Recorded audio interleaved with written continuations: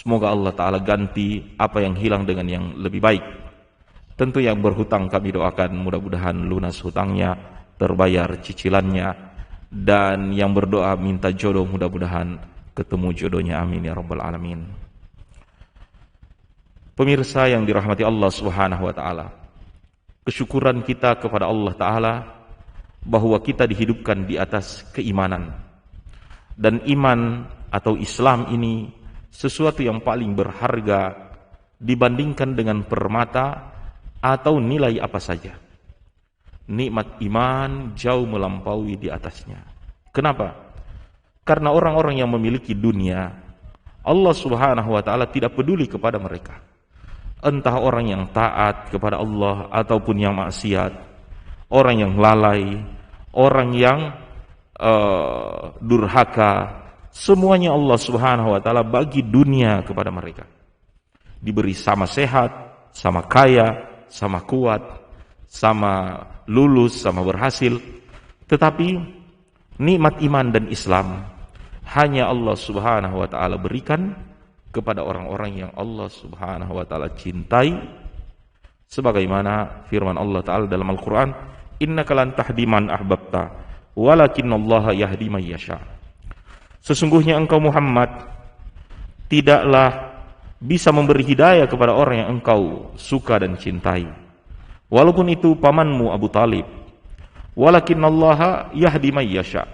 Akan tetapi Allah Subhanahu wa taala memberikan hidayah, memberikan petunjuknya kepada siapa yang Allah Subhanahu wa taala sukai dan cintai.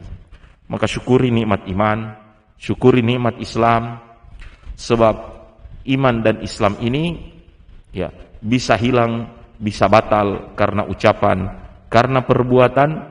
Maka orang yang bersyukur nikmat selalu menjaganya. Kita syukuri dan nikmati handphone, benda-benda yang kita sukai dan kita jaga, itu tanda bersyukur. Bukan orang yang bersyukur merendam gadget ini di air atau dilempar dan seterusnya. Demikian juga dengan karunia dari Allah Subhanahu wa taala berupa keimanan ini. Ya muqallibal qulub, tsabbit qulubana ala dinik. Ya musarrifal qulub, sarrif qulubana ila ta'atik. Yang ingin kita berbicara malam hari ini, pemirsa yang dirahmati Allah Subhanahu wa taala, adalah sesuatu yang sangat dijaga oleh para ulama. Hal yang sangat dipentingkan. Dalam kehidupan sehari-hari, kita melihat bahwa manusia modern saat ini, terutama di zaman pandemi, mereka sangat peduli dengan yang namanya kesehatan jasmani. Apapun keluhan kesehatan, sedikit saja mereka sudah cepat-cepat mencarikan obatnya. Bahkan sebenarnya jasad itu sehat, tapi karena ada beberapa teori jangan sampai begini, jangan sampai begitu, maka seluruh pola, seluruh hal yang bisa menjadikan tubuh dan jasad itu sehat akan dilakukan oleh manusia.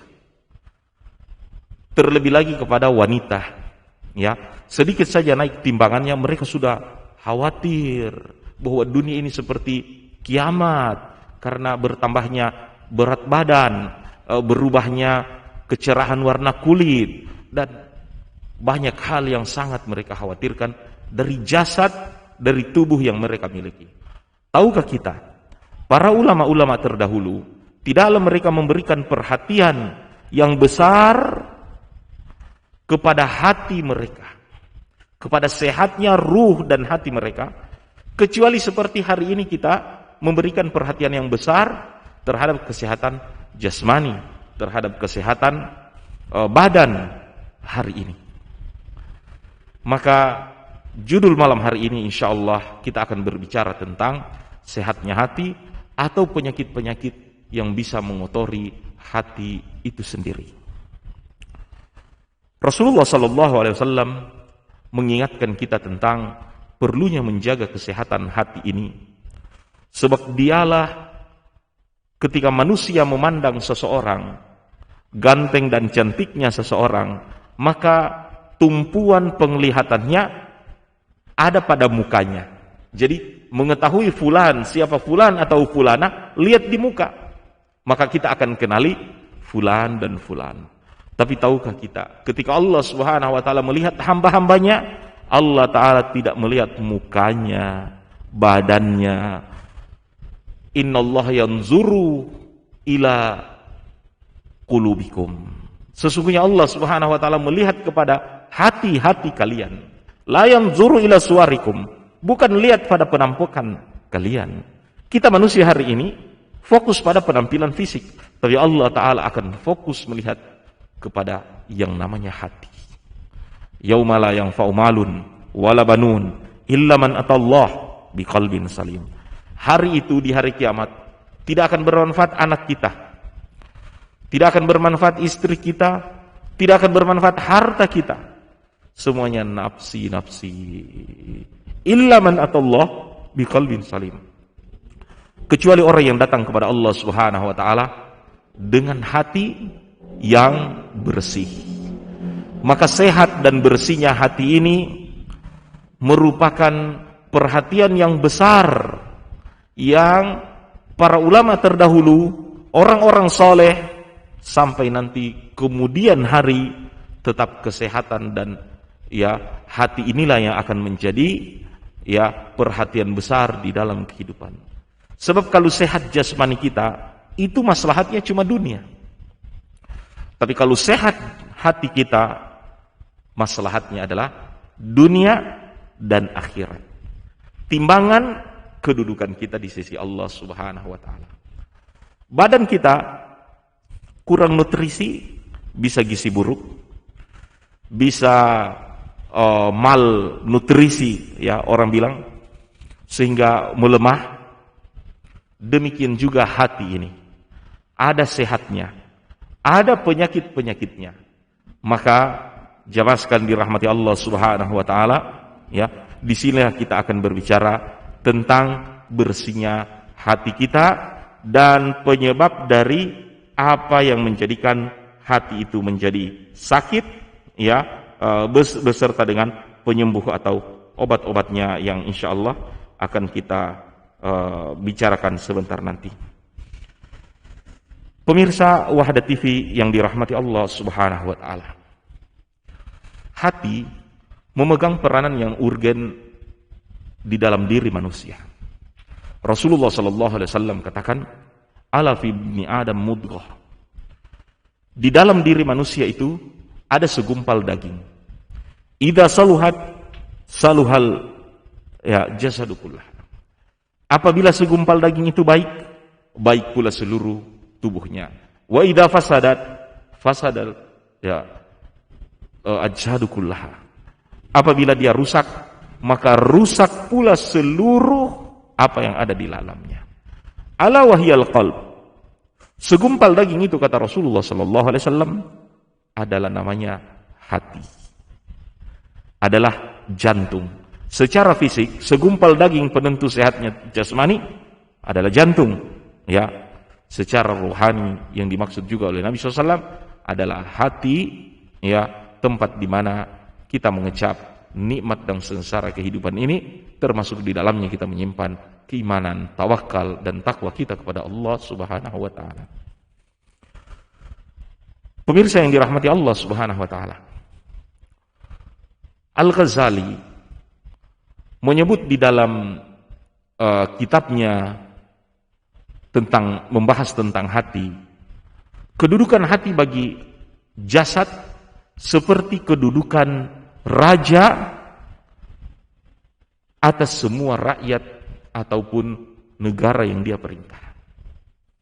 Makanya dalam ungkapan bahasa Inggris orang mengatakan, "My heart is my king." Hatiku adalah rajaku. Itu tidak salah, sebab kedudukan hati ini adalah raja. Rajanya anggota tubuh kita sudah hati. Semua anggota badan kita tunduk kepada hati dan titah dari raja ini. Maka tidaklah tangan, kaki, kecuali tentaranya.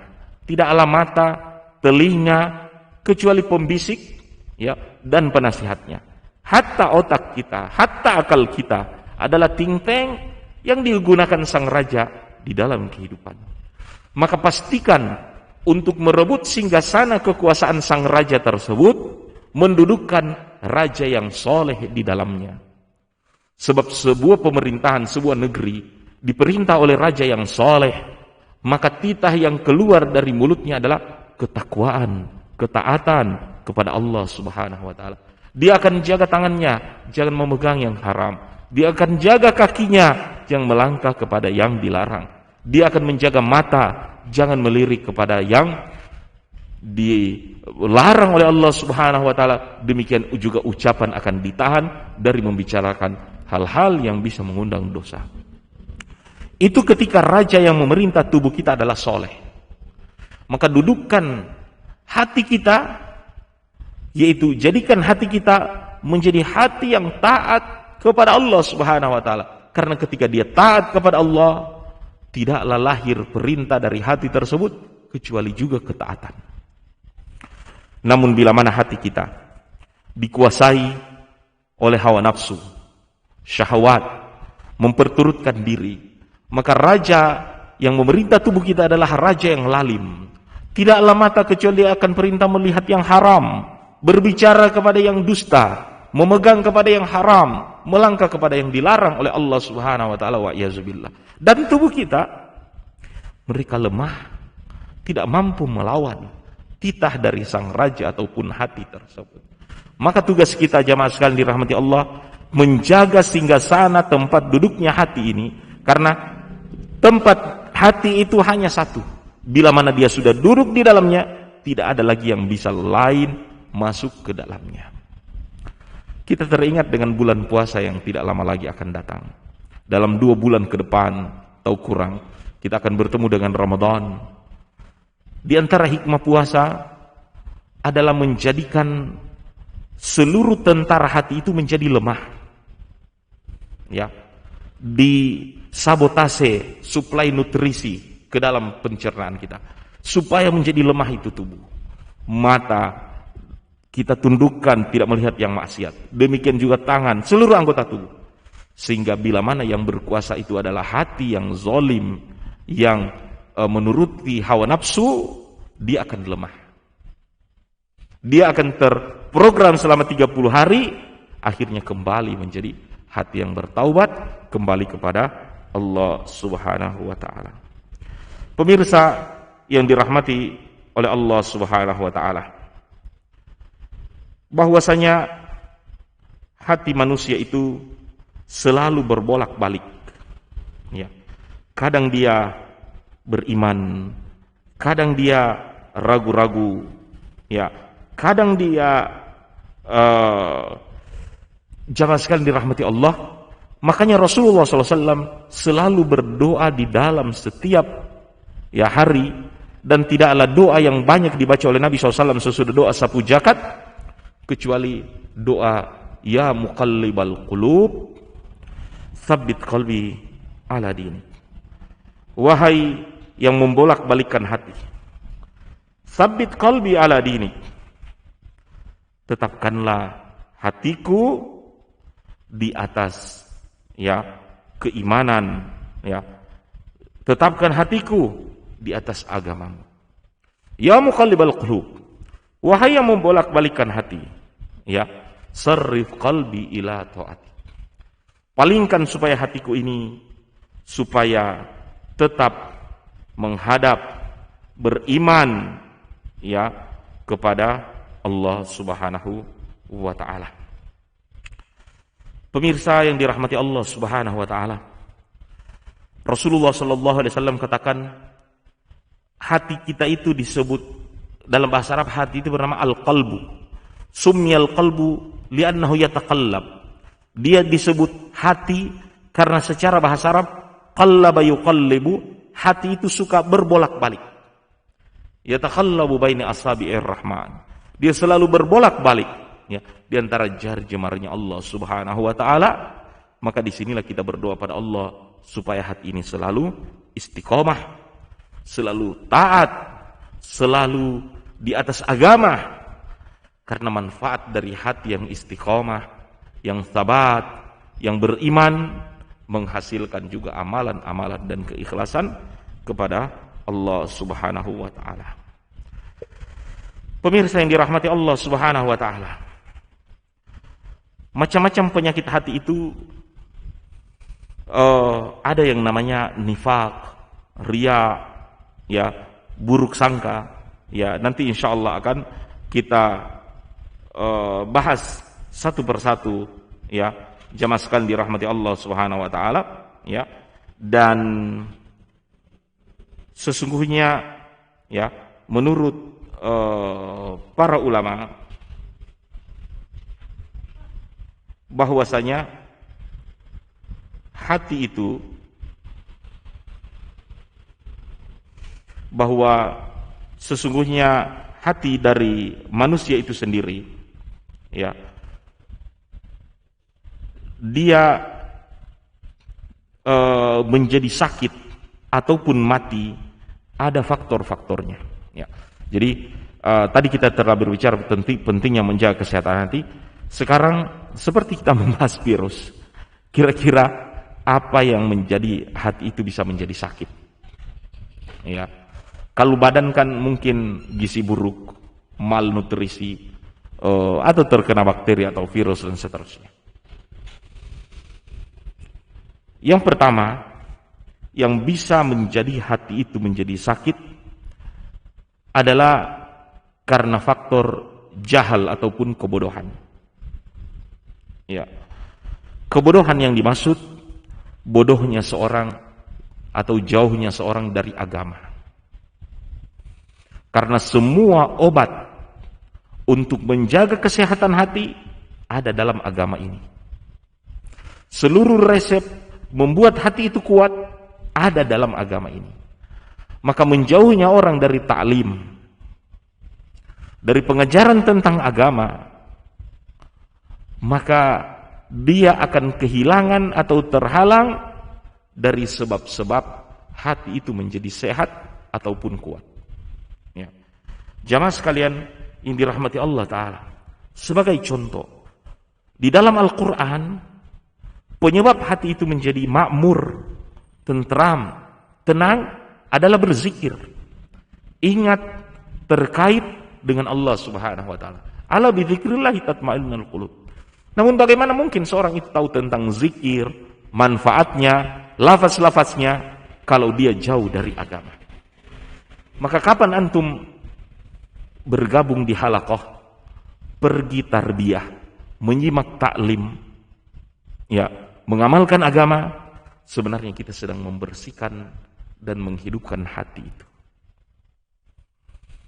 Maka wahai para ikhwan, akhwat yang dirahmati Allah Subhanahu wa taala, peranan ilmu ini mengangkat kebodohan yang ada dalam diri kita dan juga orang lain. Cukuplah menuntut ilmu ini disebut ibadah, keutamaannya. Yang lain kan akan mengikuti. Juga akan membersihkan hati kita, memberikan makanan terhadap hati kita. Dan kita bertanya, kenapa hati suka dengan ilmu? Sebab jamaah sekalian dirahmati Allah Ta'ala, di dalam diri manusia ini ada jasad dan ruh. Jasad saripatinya tanah. Asal mula penciptaannya dari tanah. Adam dari tanah. Kita keturunan dari Adam. Maka semua yang menyehatkan badan, jasad, adalah semua yang tumbuh dari tanah. Tapi di dalam jasad ini ada yang namanya ruh. Ruh, ya, yang sebagian besar diperintah oleh hati ini, jamaah sekalian dirahmati Allah, ya, ruh itu dari Allah Ta'ala. Tiupannya Allah Subhanahu wa taala. Wa nafakhna fihi ruh. Dia juga butuh makan. Dia juga butuh nutrisi. Tapi makanan dan nutrisi dari ruh itu bukanlah semua yang tumbuh dari tanah atau pergi ke tempat-tempat yang belum kita kunjungi dan seterusnya. Tapi dekatkan dia dengan sumbernya, ya, karena dia dari Allah Subhanahu wa taala, maka dekatkan dia dengan Allah Subhanahu wa taala. Dekat dalam zikir, dekat dalam salat, dekat dalam puasa, dekat dalam segala perintah Allah Subhanahu wa taala. Dan menuntut ilmu menjadikan hati itu menjadi bersih, sebab ilmu adalah makanan daripada ruh itu. Makanan daripada hati tersebut. Kenapa? Sebab ilmu adalah salah satu nama dan sifat dari Allah Subhanahu wa taala. Nama Allah taala Al-Alim. Itu yang maha berilmu. Maka ketika kita menuntut ilmu, sedikit atau banyaknya ilmu yang kita dapatkan, ya, kita mempelajari satu di antara sifatnya Allah Subhanahu wa taala. Makanya orang yang berilmu sedikit ataupun banyak, dia mendapatkan sesuatu anugerah yang merupakan sifat dari Allah Subhanahu wa taala. Pantas Allah Subhanahu wa taala akan muliakan. Yarfa'illahu alladhina amanu minkum walladzina utul ilma darajat. Pemirsa yang dirahmati oleh Allah Subhanahu wa taala, yang berikut menyebabkan hati ini bisa menjadi sakit ataupun lemah, tentu karena cobaan, ujian atau fitnah di dalam kehidupan. Fitnah syahwat, yaitu ketika kita berhadapan dengan cobaan-cobaan yang berupa syahwat, syubhat yang kita tidak bisa bersabar dengannya. Maka jamaah sekalian dirahmati Allah, inilah kenapa syariat menundukkan pandangan, gaddul basar.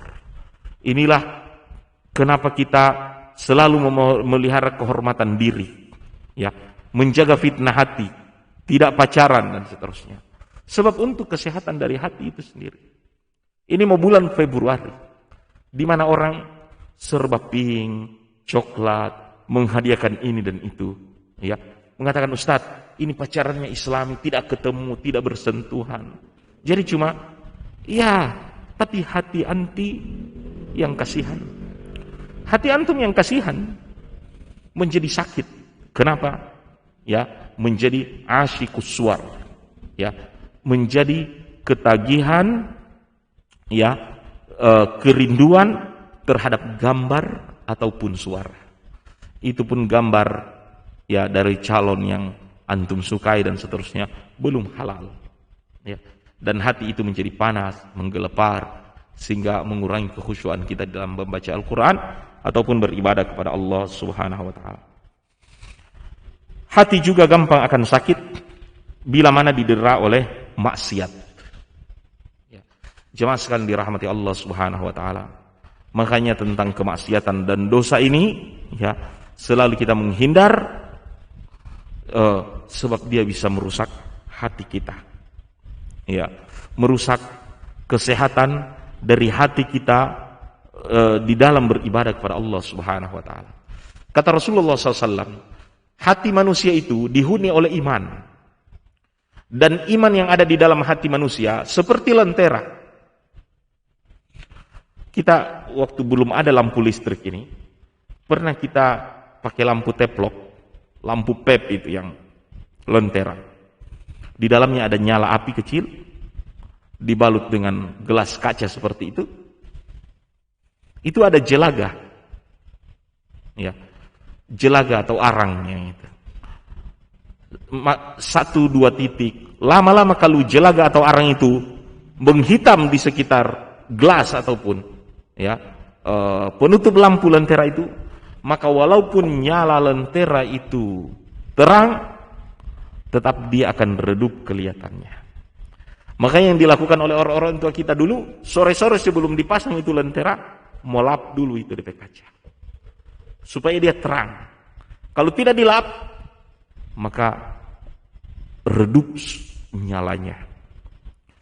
Kata Rasulullah SAW, "Idza adnaba dzamban", ketika seorang hamba ataupun manusia itu melakukan dosa, nuqitat fi qalbihi nuqtatun sauda, maka di dalam hatinya akan ada nokta hitam.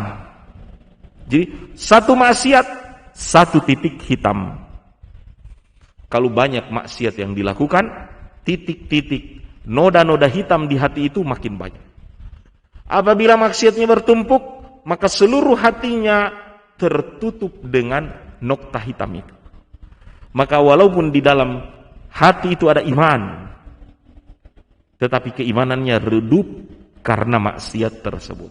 Kalla bal ron, kata Rasulullah SAW, itulah yang dimaksud dalam Al-Quran, yang Allah Ta'ala mengatakan, Sekali-kali tidak, justru itulah ron yang akan menutupi hati manusia.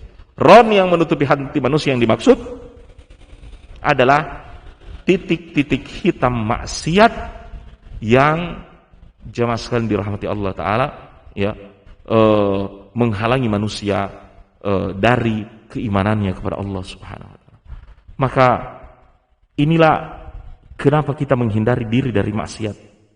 Dan hati itu pengaruhnya besar. Jamaah sekalian dirahmati Allah Subhanahu wa Ta'ala. Ibnu Qayyim al-Jauziyah pernah bertanya kepada gurunya Syekhul Islam Ibnu Taimiyah, kenapa di dalam doa ketika kita minta disucikan hati kita dari noda, dari dosa, kita minta kepada Allah Subhanahu wa Ta'ala supaya hati kita diguyur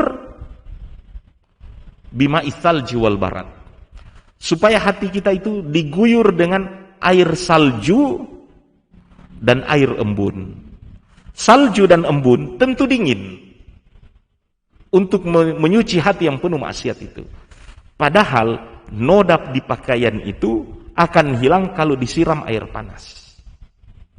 Kenapa kita waktu berdoa kepada Allah, itu kan doa itu ada dalam takbiratul ihram, Allahumma gfir, bagaimana? Allahumma ba'id baini wa baina khataaya kama ba'adta bainal masyriq. Allahumma gfir khataayaya bima itsalji wal barat. Ya Allah, cucilah dosa-dosaku itu dengan air yang salju dan air embun. Ditanya kepada Syekhul Islam Ibnu Taimiyah, untuk menghapus dosa dan kesalahan, untuk menghapus noda, kotoran, pakai air panas itu cepat. Bahkan cairan pembersih noda, iya kan? Walaupun dia pemutih, tapi orang bilang coba-coba campur air panas. Pemutih tambah air panas, putih sekali. Cepat hilang itu nodanya. Syekhul Islam mengatakan, kita minta pada Allah mencuci dosa-dosa itu dengan air dingin, dengan air salju. Karena setiap kali berdosa, hati kita itu panas. Maka seketika dosa-dosa itu banyak, hati itu makin panas. Maka minta pada Allah supaya dicuci itu hati kita dari semua dosa-dosa dan kesalahan, bukan minta disiram air panas.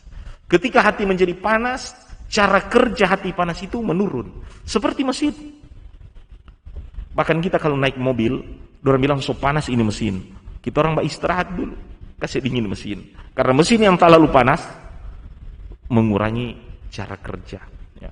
Komputer dan seterusnya, itu mereka pakai pendingin. Makin dingin CPU-nya, makin dingin ya perangkat ya otak yang ada di dalamnya, maka makin kencang cara kerjanya. Tapi makin panas, makin melemah. Demikian juga dengan hati manusia. Dia akan panas dengan maksiat, dengan dosa. Maka kita minta pada Allah, guyurkan hati ini, guyurkan kepada dosa-dosa ini dengan air salju, air embun, supaya hati tersebut menjadi dingin kembali dan sehat pekerjaannya dan ketaatan kepada Allah Subhanahu wa Ta'ala. Pemirsa yang dirahmati Allah Ta'ala, kita masih berbicara tentang penyebab hati itu menjadi sakit. Selain maksiat, ada juga yang namanya lalai. Lalai atau lupa berzikir kepada Allah Subhanahu wa Ta'ala. Kelalaian di dalam berzikir menjadikan hati itu sakit. Sebab banyak orang yang disangka masih hidup, bernafas, kasana kamari, tapi dalam pandangan Allah somati DP hati. Jadi kalau kita hukumi manusia hidup itu hidup dari hati, betapa banyak zombie yang kita temui di dalam kehidupan ini. Karena walaupun bercerita, mereka sebenarnya somati. Apa yang mati? Hati mereka mati. Wayazubillah. Termasuk matinya hati karena lalai di dalam mengingat dan berzikir kepada Allah Subhanahu wa Ta'ala. Kata para ulama, hati itu seperti ikan. Ikan itu bisa bernafas, berenang di dalam air. Bila mana airnya kering, maka hati juga itu, ya, ikannya juga itu mati. Air yang menyebabkan hati itu hidup adalah zikir. Ala bidzikrillah tatmainnul qulub. Dengan berzikir kepada Allah, tentram itu hati. Maka pelihara, basahi lidah kita dengan zikir, niscaya hati kita akan hidup.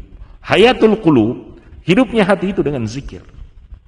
Zikir itu dengan mengingat Allah, dengan menyebut nama Allah, dengan selalu sadar bahwa Allah Subhanahu wa taala selalu melihat kita.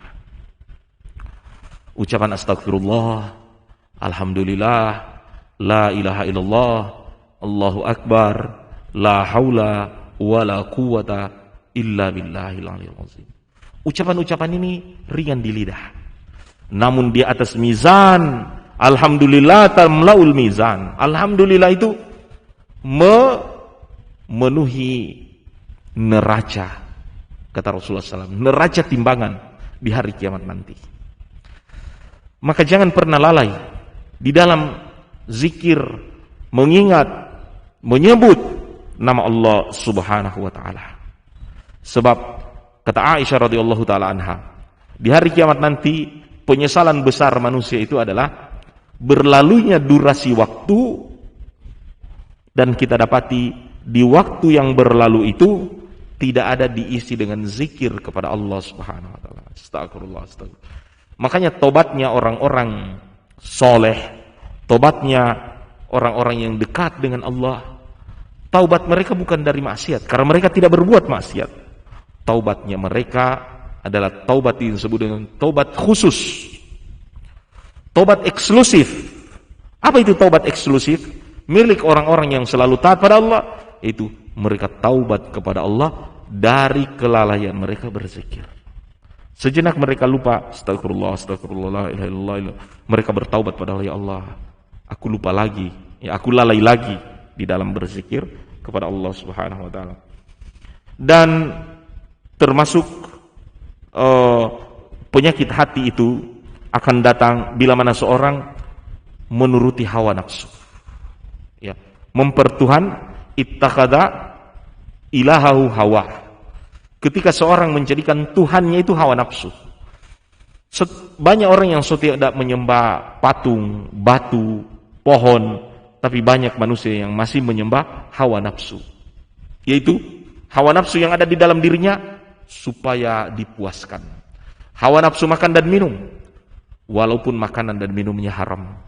Hawa nafsu terhadap lawan jenis, syahwat, walaupun bukan dengan pernikahan, wa'iyadzubillah. Orang yang menempuh pemuasan hawa nafsu bukan dengan jalur ketaatan kepada Allah, dia telah mengangkat Tuhan selain Allah Subhanahu wa taala. Ittakhadha ilahahu hawa. Mereka telah mengangkat hawa nafsu mereka sebagai Tuhan selain Allah Subhanahu wa taala. Jadi sudah berbuat maksiat, sudah juga berbuat syirik kepada Allah Subhanahu wa taala. Wa'iyadzubillah. Maka orang yang selamat itu dalam hidup, orang yang tidak selalu menuruti hawa nafsu. Itu orang selamat. Kenapa? Selalu ada keinginan, dia tahan. Dia sabar. Orang mau bilang, Ustaz, so mau mati itu kalau kurang ada. Mau tahan-tahan itu hawa nafsu. Iya kan? So, semua keinginan dia bilang, mau tahan. Ya, baru jamaah sekali dirahmati Allah Subhanahu wa taala. Hawa nafsu ini, kata para ulama, hawa nafsu itu seperti anak kecil. Ketika ingin dia dipuaskan, seperti anak yang merengek. Minta dipenuhi, minta dibelikan mainan. Tapi orang tua yang mengerti bagaimana itu anak, bahwa tidak semua permintaan sang anak dipenuhi. Caranya bagaimana? Ketika dia sedang meminta sesuatu dan orang tua tidak mau kasih itu, maka orang tua akan palingkan perhatian anak kepada yang lain. Dia minta permen, orang tua takut giginya habis, giginya sang anak. Maka dia bilang, dia sepeluk anaknya supaya dia lupa itu permen. Lihat itu pesawat lewat baru. Bagaimana terus semua naik oto dan seterusnya. Dia sudah lupa minta permen tadi. Dialihkan kepada permainan yang lain. Maka wahai para jomblo, masih lama mau kawin, baru uang panai belum tak kumpul, ya, belum ada pemuda yang mengetuk pintu, mengantarkan mahar, atau sudah sekian lama pakai cadar, kira-kira masih mau dapat jodoh ini atau tidak. Jangan turuti hawa nafsu yang membisikkan kita untuk berbuat maksiat, berhubungan terlarang, ya. Manusia tidak tahu, tapi Allah Subhanahu wa taala tahu, ya, apa yang terucap, apa yang ada di chat, dan seterusnya, ya. Tidak semua hawa nafsu itu dilampiaskan seperti itu, ya. Palingkan kepada yang lain, berpikir kepada yang lain, berbuat yang lain, dapat lupa itu, ya. Coba lihat, banyak orang juga kelamaan jomblo itu gara-gara terlalu sibuk pekerjaan, orang bilang. Iya kan? Belum kawin, terlalu sibuk di kerja, dapat lupa dia kawin. Nah, ini juga tidak bagus ini, ya. Jadi harus menikah dulu, iya. Jamaah sekalian dirahmati Allah Subhanahu wa taala, makanan yang haram, riba, ya, menyuap, itu berpengaruh terhadap matinya hati. Ya, jadi itu bukan rezeki, walaupun memang kenyataannya doi. Ya, tidak semua doi itu rezeki. Yang disebut rezeki itu yang halal. Kalau bukan yang halal itu bukan rezeki namanya. Walaupun bentuknya uang dan nominalnya banyak. Ya, kemudian mengumbar pandangan, ghibah, namimah, ya, terlalu fokus terhadap dunia, melupakan akhirat. Ini semua akan menyebabkan hati sakit. Nah Ustaz, itu kan penyebab orang sakit itu kan gejala-gejala yang akan, ya kan, virus, tadi bakteri, ya kan, gizi buruk dan seterusnya. Lantas kalau sakitnya itu apa? Ya, kadang-kala kalau begitu sakit orang ada demam, ada sakit paru, ada sototopore, ada sakit kepala dan seterusnya. Nah, ketika hati sakit, wujud dari hati yang sakit itu bermacam-macam.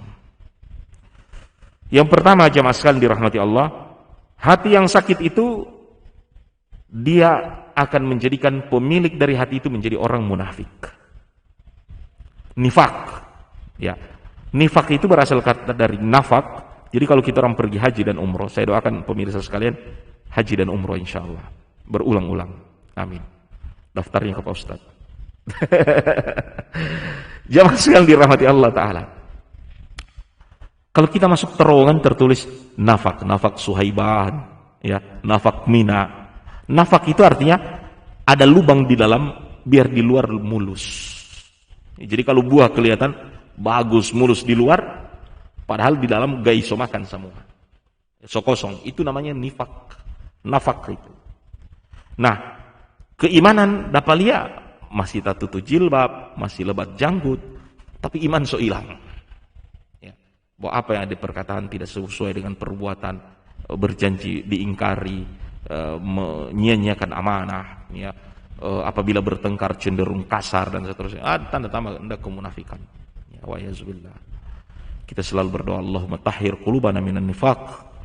Ya Allah, sucikan hati kami dari kemunafikan. Wa hassin farjana minal fawahish, dan jagalah kemaluan kami dari hal-hal yang fahisyah, yang jorok.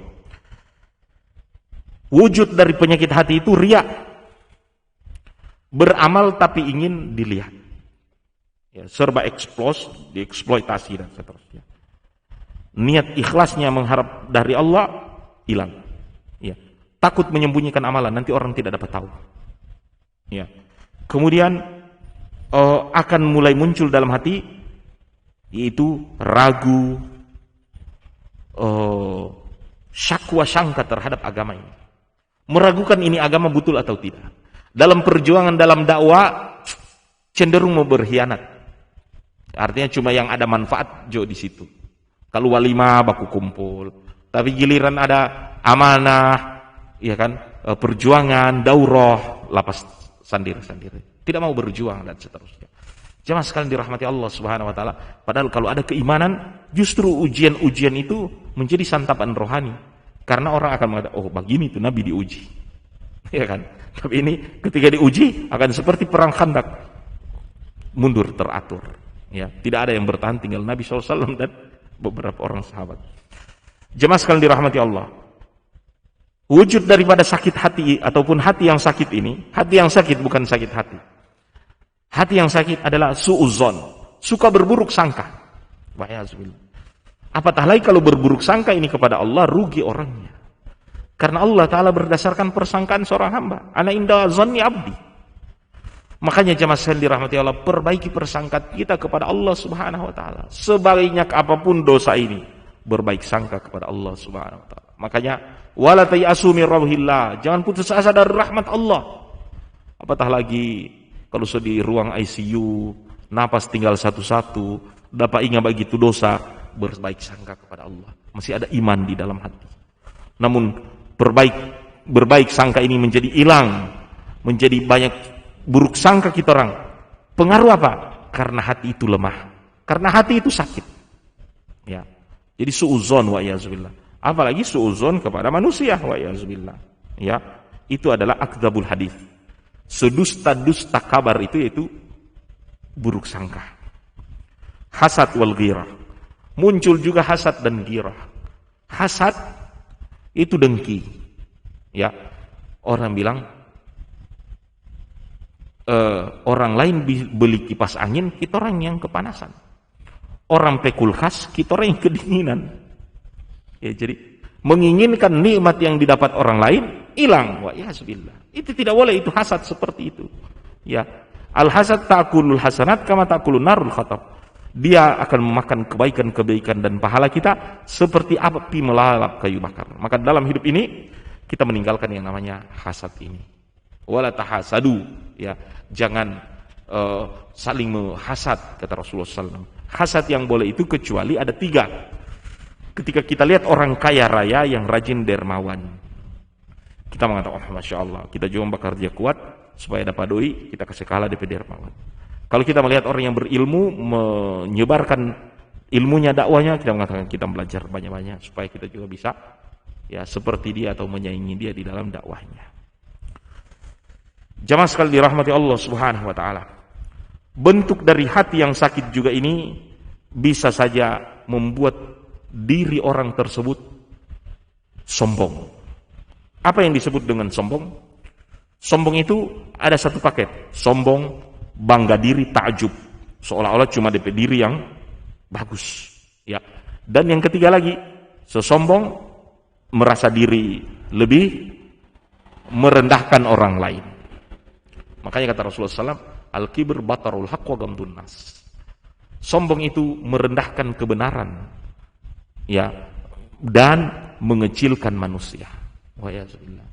Orang-orang sombong di hari kiamat nanti Allah bangkitkan tubuh mereka kekecili, lebih kecil dari semut. Makanya wa yazubillah, orang bangkit di hari kiamat cuma orang ini kekecili.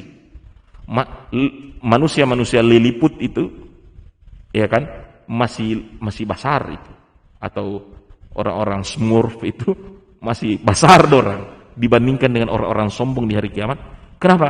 Karena di dunia mereka berlagak besar, berlagak tinggi, darah biru, kekayaan orang-orang kaya, orang-orang terhormat, iya kan, orang-orang yang berperan dan seterusnya. Orang lain dia bilang tidak ada asal usul itu, bagaimana produk gagal dari evolusi dan seterusnya, macam-macam hal untuk menghina manusia. Wa yazbillah, hari kiamat nanti dorang kekecili. Makanya mereka lihat itu menghindar dari sepatu manusia, dari orang mau dapat injang. Mereka heran kenapa jadi kecil begini. Itu karena hasad, karena takabur, ya, sombong. Allah Ta'ala tidak suka orang yang sombong. Sebab sombong itu baju milik Allah. Kata Allah Ta'ala dalam hadits qudsi, al-kibriya'u ridai. Sombong itu pakaianku, selendangku. Ya, wal azama izari. Kemuliaan itu sarungku. Maka menganggap mulia, menganggap besar, terhormat, itu milik Allah Subhanahu wa taala. Kita manusia, untuk apa kita merasa mulia? Kemana-mana bawa kotoran. Kenapa kita merasa mulia? Ya, darah, nanah mengalir di tubuh kita. Ya. Makanya kata Allah Subhanahu wa taala, ya, sombong pakaianku, kemuliaan sarungku. Orang yang berpakaian dengan pakaiannya Allah Subhanahu wa taala, dia akan menjadi tercela. Wa yazubillah. Sebaliknya orang yang selalu tawadu dalam hidup, man tawada rafa'allah. Siapa yang tawadu, Allah taala akan angkat. Dan bentuk lain dari sakit hati ini adalah berputus asa. Suka putus asa dari rahmat Allah, suka berputus asa mau sholat, dia bilang sholalah ini mau sholat, so boleh justru. Ya. Dalam berbuat kebaikan selalu merasa putus asa. Merasa putus asa mau mengaji, so tua orang ini mengaji. Iya kan? Jadi hal-hal yang baik putus asa. Padahal pada hal-hal yang maksiat, yang buruk, ya, biar mau beli lagi, ya kan? Biar mau antri, mereka rela untuk bayar, mereka rela untuk antri. Padahal hal-hal yang belum tentu kebaikan. Itu cuma mau rilis film baru di 2021. Tapi di Sunia mau tidur malam itu mau tunggu DP tiket. Berburu di online, ya kan, kurang tunggu DP hari H, dan seterusnya. Apa itu? Terus? Break atau lanjut?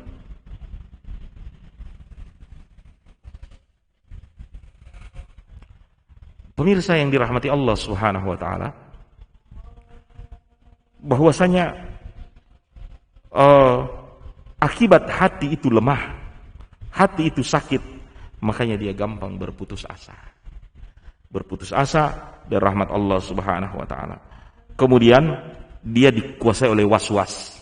Dia dikuasai oleh was-was, ya, ketidaktenangan di dalam hidup, ya, keraguan-raguan, ya, hati menjadi keras, tidak menerima lagi nasihat, kemudian suka berkomplot di dalam hal yang tidak dibenarkan, tahazzub fil batil, ya, artinya kalau ada keburukan dia nomor satu ada di situ, giliran kebaikan coba sembunyi. Itu penyakit hati itu. Orang berbuat baik tidak mau datang sama-sama, tapi giliran ada hal yang buruk suka baku ikut campur, baku tolong di situ. Wa yazbillah. Itu sifat seperti itu lahir karena hati sedang mengalami sakit, ya, atau penyakit. Ini pemirsa yang dirahmati Allah Subhanahu wa taala, di antara sakit ataupun maradul qulub tersebut perlu terapi, ya, perlu obat, ya. Bagaimana supaya mengobati, ya, penyakit hati itu? Kita telah membahas tadi, kalau sebuah penyakit kan gejala-gejalanya begini, tanda-tanda dari penyakit itu sebegini, kemudian penyakit itu sendiri begini modelnya, ya. Dan jamaah sekalian dirahmati Allah, kita perlu obat, ya, obat dari hati itu sendiri, ya. Dan apa yang bisa menjadikan obat terhadap hati itu, ya, sehingga kalau dia sehat, bagaimana model dari hati yang sehat itu, ya. Yang pertama, jemaah sekalian dirahmati Allah Subhanahu wa taala, ya, mengobati hati yang sakit ini adalah harus menumbuhkan cinta kepada Allah Subhanahu wa taala. Ya. Cinta kepada Allah Subhanahu wa taala, ya. Sebab di dalam ayat Allah Subhanahu wa taala katakan, "Walladzina amanu asyaddu hubban lillah." Orang-orang yang beriman, mereka adalah orang yang sangat cinta kepada Allah Subhanahu wa taala. Maka arti dari cinta kepada Allah, apapun perintah Allah kita cintai, dan apapun larangan Allah kita benci. Cinta dan benci karena Allah ini bisa menyembuhkan sakit yang diderita oleh hati kita. Sebab kalau tanpa hal ini hati kita ini lemah, ya. Jangan dikira bahwa menghukumi kebenaran itu suruh saja sama hati. Kalau seandainya hati ini bisa mengukur kebenaran, niscaya orang-orang Bani Israel, orang-orang Yahudi, orang-orang yang kafir sudah mendatangkan amal soleh. Atau misalnya di negara-negara yang orang melakukan kekufuran semuanya, maka tidak ada kejahatan di situ. Sebab hati mereka bisa berpikir baik dan buruk sebuah peristiwa. Ternyata tidak. Ya, sebab kenapa jemaah sekalian? Yang menjadikan hati itu bersih, tidak gampang bermaksiat, ya, akibat cinta kepada Allah Subhanahu wa taala. Maka tumbuhkan cinta kepada Allah Subhanahu wa taala. Yang kedua, menyembuhkan hati ini adalah selalu ikhlas. Inna salati wa nusuki wa mahyaya wa mamati lillahi rabbil alamin. La syarika lahu bidzalika umirtu wa ana minal muslimin. Kalau kita ikhlas, kita tidak ada hasad. Kalau kita ikhlas, kita tidak akan riya. Kalau kita ikhlas, tidak akan beramal karena manusia. Maka hati makin kuat ketika kita ikhlas kepada Allah Subhanahu wa taala. Kemudian termasuk juga menyehatkan hati adalah selalu mutabaah kepada Rasulullah sallallahu alaihi wasallam. Ya, itu menghidupkan sunnah-sunnah Nabi SAW. Qul in kuntum tuhibbunallah fattabi'uni. Katakanlah jika kalian cinta kepada Allah, maka ikutilah aku. Ya. Dan jamaah sekalian dirahmati Allah Subhanahu wa taala, ya. Cinta atau mutaba'ah kepada Nabi sallallahu alaihi wasallam ini, ya, penyebab bersihnya hati, ya, sebab di dalamnya kita akan, ya,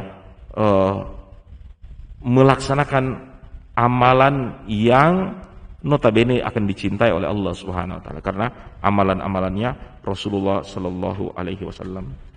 Termasuk sehatnya hati, banyak-banyak membaca Al-Qur'an. Sebab hubungan Al-Qur'an dengan manusia itu bukan hubungan pendengaran. Salah orang mengatakan, mengaji itu cari yang gagah dari suara yang, iya kan? Itu jatuhnya dengar mengaji sama dengan dengar lagu. Ya, sebab hubungan hati dengan hubungan Quran kepada manusia itu bukan hubungan pendengaran, bukan hubungan penglihatan. Hubungan manusia dengan Quran itu hubungan hati. Cinta kepada Al-Quran, suka terhadap bacaan Al-Quran, suka membaca Al-Quran. Ya, kata Utsman bin Affan, "Lau tahurat qulubuna lama syabi'na bil Quran." Kalau hati kita bersih, kita tidak akan pernah kenyang dengan bacaan Al-Quran. Sekarang kalau kita dengar Al-Quran, panas, baru baca Al-Quran 2-3 baris, mengantuk. Apa itu? Ya, kata Utsman, kalau bersih hati kita, kalau sehat hati kita, tidak puas dengan Al-Quran itu. Berarti, kalau memiliki persoalan kita dengan Quran, berarti perbaiki dari sekarang hati kita, dan juga perbaiki dengan Al-Quran itu. Jamaah sekalian yang dirahmati oleh Allah Subhanahu wa taala, hati yang sehat, apa yang bisa didapatkan dalam hidup?